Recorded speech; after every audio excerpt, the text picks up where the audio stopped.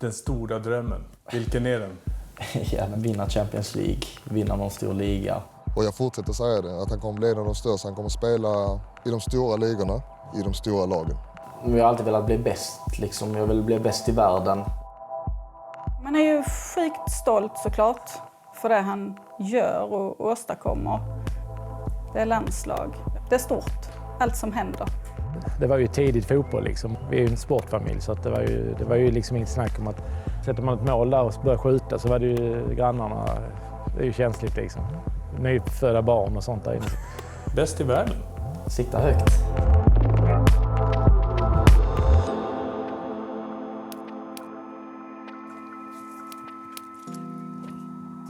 Är det ett pojkrum kvar alltså? Absolut.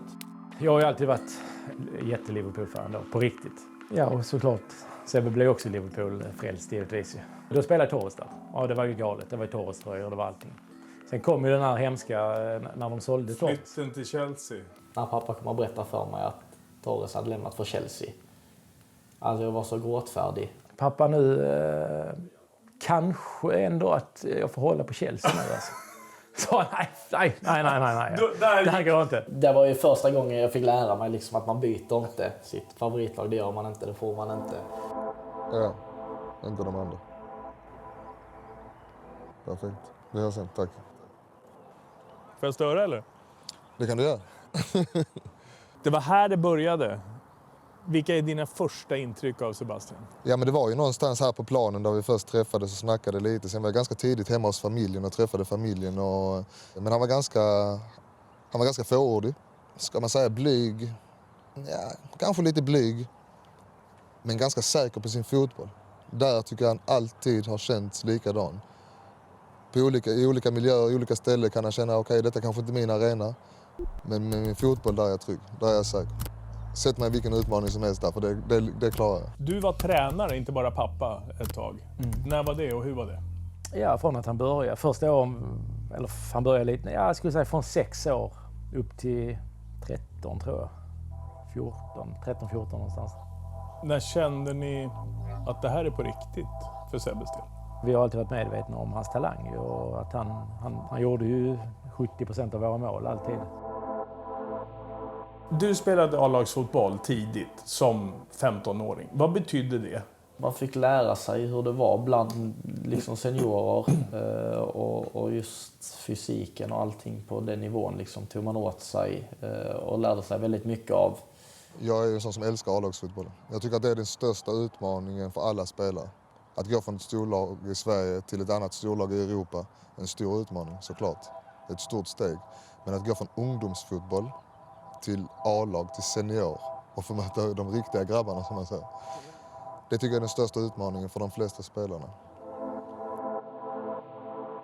Du, det här är inte bara dagens tidning. Absolut inte. Det är många gamla, höll jag på att säga. Sebbe var ju häromdagen hemma faktiskt. Och då hade jag lagt upp dem. Så sa han, den får jag alltid skicka till mig av lagkamraterna. För när de söker på han så kommer den upp. Den? Ja. Supertalangen går till Malmö FF redan nu. Ja. Vad har du haft för betydelse och roll, tror du, för det han har åstadkommit hittills? Ja, jag har väl varit där som mamma, tänker jag. Stöttat honom.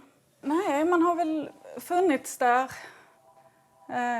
Men som en stöttepelare. Oftast om det är någonting som har hänt eller om jag är lite nere så är det oftast mamma jag ringer till. Han flyttade tidigt. Ja, 16. Jag grät i 2 veckor kan jag säga. När han flyttade. Det var tufft. Jag brukar säga så här, från talang till professionell. Det är ett stort steg. Det finns så mycket talang, men att veta vad du måste göra för att bli professionell, den professionella livsstilen.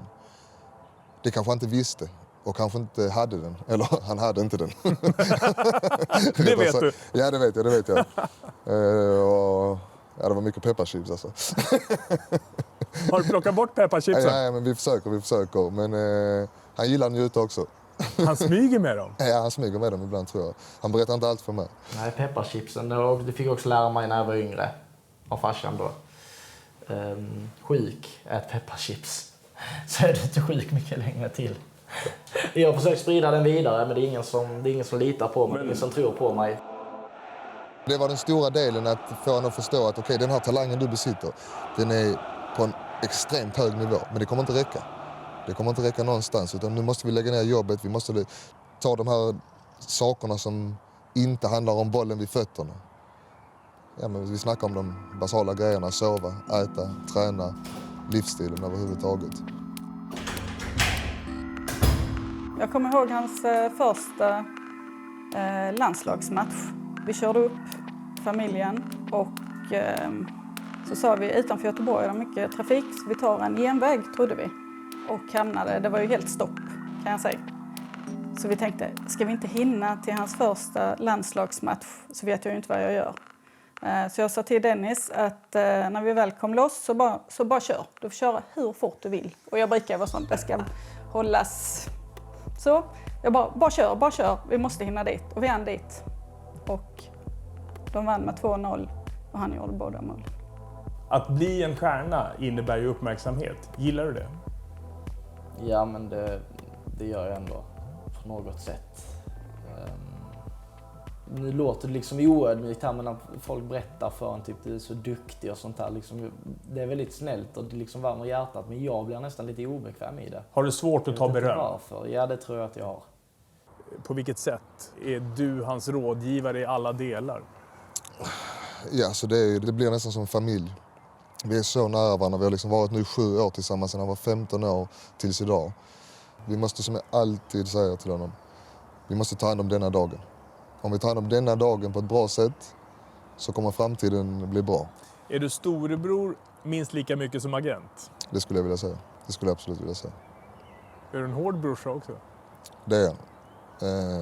Jag sa till honom senast idag att du vet alla sakerna. Allt det här är jobbiga. Det är med kärlek. Men det är jobbigt. Men vi måste vara där.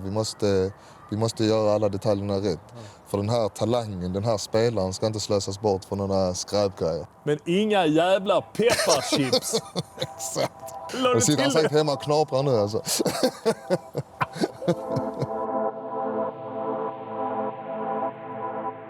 Berätta hur det är att vara mitt i ruset.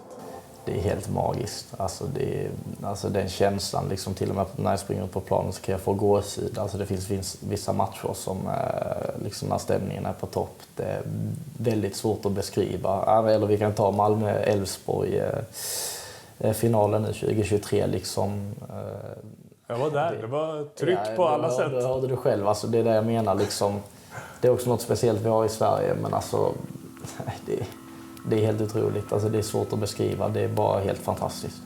Vad tänker du kring när du ser honom på planen nu? Ja, jag är stolt. Jag ser upp till honom. Han är min stjärna. När jag ser honom springa där så bara liksom är det någonting inom mig som bara lyser upp.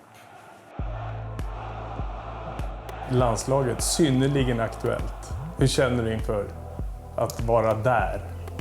Nej, otroligt kul och en stor stolthet att få representera sitt land på högsta nivå. Liksom. Det ska bli riktigt roligt. Ser du det här som den första stora kallelsen?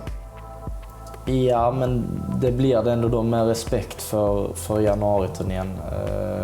Just att det är ändå A-landslaget. Men nu är liksom på något sätt alla med och konkurrerar och det blir en större grupp. Så blir det ju mer att man kan säga att detta blir riktiga A-landslaget. Hur kommer det kännas när du kliver in bland de andra? Där finns Kulusevski och Isak och Forsberg. Och de som är några steg före än så länge. Nej, främst kul liksom. Men också man kan se det som ett sätt att ta lärdom från dem och liksom vad de gör på planen, hur de tänker liksom. Men sen också kul att få spela med dem liksom, och se vad man kan åstadkomma med dem. Om han är trygg oavsett fotbollsmiljö, hur kommer han reagera i landslaget? Kommer han fixa även A-landslaget omedelbart? Ja. Inget tvivel? Nej. Inget tvivel. Hur kan ni vara så säkra, både du och han? För det handlar om fotboll. Då är det lugnt. Det handlar om fotboll, då är det lugnt. Hur bra kommer han bli? Han kommer bli en av de bästa från detta landet. För 6 år sedan så sa jag att du kommer vara den bästa spelaren i Sverige. Jag sa det till alla, jag sa det till klubben här jag är idag. Detta är den bästa spelaren. Har det varit svårt att hitta ett lagom tempo? För jag antar att både du och han vill liksom rusa vidare. Nej, faktiskt inte. Jag har hela tiden sagt att för det första, du ska alltid vara bäst var du står. Det är inte lönt att försöka säga att du ligger på en viss nivå här och så ska du gå till ett annat land och ett annat större och vara bäst där. Var bäst där du står, var bäst i din miljö. Malmö FF för mig liksom, har hela tiden varit målet. Du ska bli bäst i Malmö FF. Bära Malmö FF.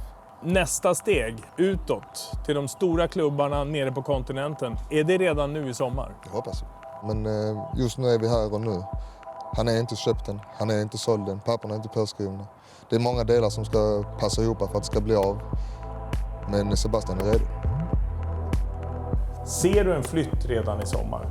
Nu är jag ju lite tråkig igen här och så jag, liksom, jag fokuserar bara på nuet. Sen får man ju se vad som händer efter det. Liksom. Jag har ju visat att jag klarar av att spela fotboll på en hög nivå. Liksom. Sen ska man också kunna visa att man klarar den på en internationell nivå. Nu får jag ju chansen förhoppningsvis att kunna göra det med landslaget här nästa vecka.